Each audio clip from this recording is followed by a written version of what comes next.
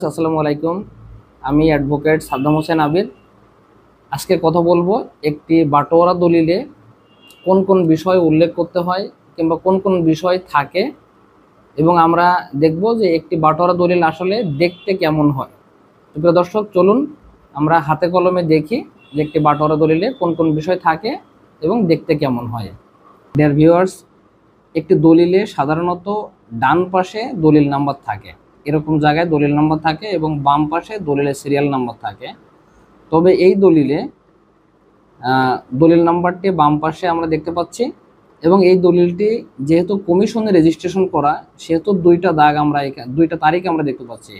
একটি হলো 10 তারিখে এই দলিলটি সম্পাদন করা হয়েছে, রেজিস্ট্রেশন করা হয়েছে, এবং পরবর্তীতে 11 তারিখে এই দলিলটি ভলিউম বইয়ে তোলা হয়েছে। ডিয়ার ভিউয়ার্স, এটি একটি আপোষ বন্টননামা দলিল, এবং এই দলিলে দুইজন পক্ষ আছে।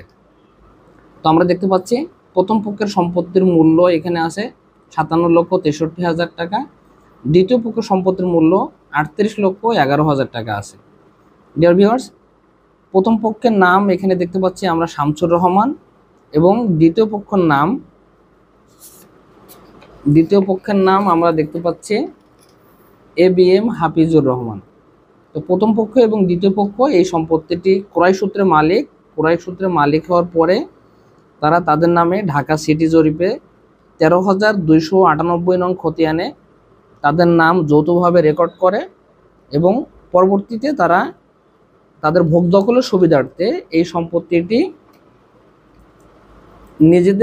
নিজেদের মতো করে এই সম্পত্তিটি তারা বাটোয়ারা দলিল করতে আসছে, এবং একটি বাটোয়ারা দলিল তারা সম্পাদন করেছেন, রেজিস্ট্রেশন করেছেন। প্রিয় দর্শক, আমরা এখানে দেখতে পাচ্ছি প্রথম পক্ষ শামসুন নাহার, তার সম্পত্তির তফসিল এখানে উল্লেখ করা হয়েছে, এবং তিনি এখানে 3.4196 শতাংশ ভূমি তিনি মালিক হয়েছেন, এবং তার সম্পত্তির যে চৌহদ্দি সেটা এখানে উল্লেখ করা হয়েছে, এবং এইখানে হাত নকশার মাধ্যমে এটা দেখানো হয়েছে। এবং এই যে তফসিলভুক্ত সম্পত্তি, এই তফসিলভুক্ত সম্পত্তিটি শামসুন নাহার পাবেন।